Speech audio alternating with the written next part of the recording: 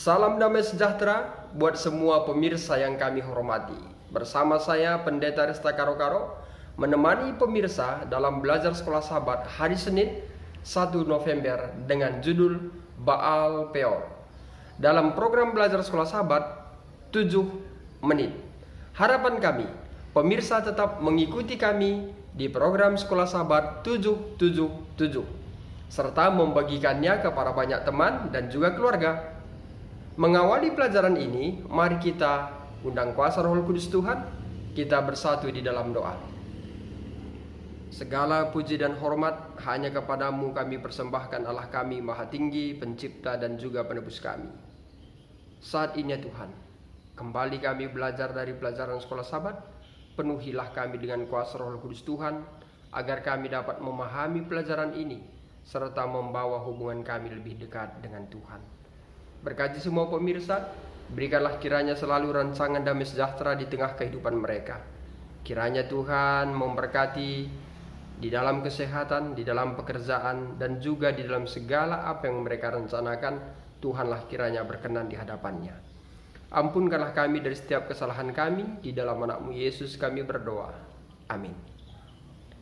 Pemirsa yang diberkati oleh Tuhan Yesus, pelajaran sekolah sahabat kita di hari Senin diawali dari kitab Ulangan 4 ayat 3 dan juga ayat 4, di mana anak-anak Israel diberikan lagi sedikit pelajaran sejarah yang berfungsi sebagai pengingat masa lalu dan mengenai kebenaran rohani secara praktis dari apapun yang seharusnya mereka pelajari mengenai hal tersebut. Boleh kita baca Bilangan 25 ayat 1-15. Apa yang terjadi dan kebenaran rohani serta praktis apa yang seharusnya dipelajari oleh umat itu dari kegagalan ini? Betapapun ketidaknyamanan kita dengan cerita-cerita tentang Israel yang memusnahkan beberapa bangsa kafir yang ada di sekeliling mereka, kisah ini tentu saja membantu dalam menerangkan logika di balik dari perintah tersebut. Israel harus menjadi saksi bagi bangsa-bangsa kafir yang ada di sekeliling mereka tentang Allah yang benar, satu-satunya Allah. Mereka harus menjadi sebuah contoh untuk menunjukkan seperti apa penyembahan kepada Allah yang benar. Sebaliknya, dengan mengikuti Allah-Allah sekitar mereka, mereka sering jatuh dalam pemberontakan yang terang-terangan terhadap Allah, yaitu Dia yang seharusnya mereka wakili di dunia ini.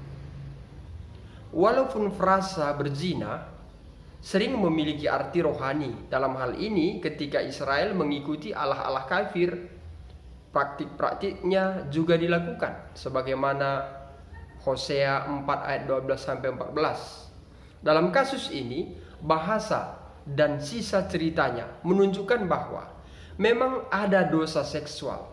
Paling tidak pada bagian pertama, kembali di sini iblis mengambil keuntungan dari sifat manusia yang sudah jatuh dengan menggunakan wanita-wanita kafir untuk menggoda para lelaki Israel yang dengan terang-terangan membiarkan diri mereka digoda.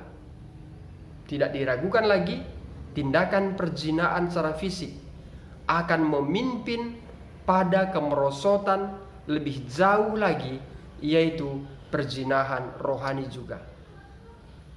Orang-orang yang terlibat pada akhirnya didapati tertangkap dalam praktik-praktik kekafiran di mana bangsa Israel bergabung dalam penyembahan terhadap Baal Peor, yaitu mereka entah bagaimana menjadi terikat dengan Allah palsu ini dan bahkan mempersembahkan korban untuk itu.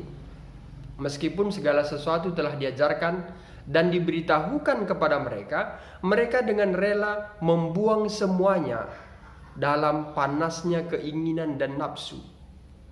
Bagaimana hal ini bisa mudah terjadi? Melalui mengeraskan angan hati mereka dengan dosa yang pertama, yaitu dosa secara fisik. Mereka selanjutnya menuai akibatnya, yaitu jatuh dalam dosa berikutnya, yaitu dosa secara rohani, yang tentu merupakan tujuan utama dari iblis. Menurut ayat ini, Mereka sudah menjadi sangat hina di mana seorang laki-laki Israel membawa wanita Midian ke dalam perkemahan, tepat di depan Musa. Dan di depan orang-orang yang menangis di luar bait suci. Pikiran dan tubuh kita sangat berhubungan erat. Oleh sebab itu, apa yang mempengaruhi? Yang satu mempengaruhi yang lain. Apa yang bisa kita pelajari dari cerita ini? Tentang betapa berbahayanya memanjakan kesenangan itu bagi kita secara rohani. Ini merupakan suatu pelajaran yang sangat berharga kepada saudara dan saya yang hidup di zaman ini, yang mungkin mengulangi kembali dosa-dosa yang telah dilakukan oleh orang Israel di zaman itu yang dicatat dalam kitab Ulangan.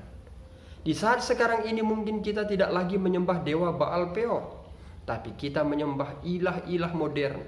Apakah berbentuk media yang menyita waktu kita habis? Tidak ada lagi waktu berkomunikasi untuk Tuhan. Mari kita tutup dengan doa.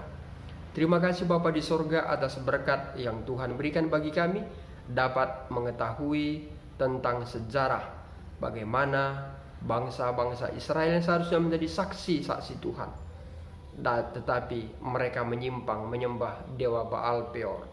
Bapa di sorga, kami yang hidup di zaman sekarang ini mungkin menyerupai hal itu. Tuhan, bantulah kami agar kami tetap dapat berdiri dalam kebenaran Tuhan, dan kami tetap hanya bersandar kepadamu saja. Banyak rintangan yang kami hadapi pada saat kami berjalan dengan Tuhan. Namun bila kami menetapkan hati kami hanya berfokus pada Tuhan, maka semuanya hal-hal duniawi yang membawa hubungan kami lebih renggang dari Tuhan akan dapat kami tinggalkan. Terima kasih Tuhan, berkati semua pemirsa, berkat Tuhan menjadi bagian mereka 2 kali lipat, dan berkat Tuhan rancangan damai sejahtera Tuhan selalu berikan untuk mereka. Kami manusia berdosa, ampunkan kami dari setiap kesalahan kami. Dalam nama-Mu Yesus kami berdoa, amin. Saudara dan saudariku di dalam nama Tuhan Yesus, demikianlah pelajaran sekolah sahabat kita di pelajaran hari Senin. Saya Pendeta Resta Karo-Karo pamit undur diri. Akhir kata saya sampaikan, Tuhan Yesus memberkati.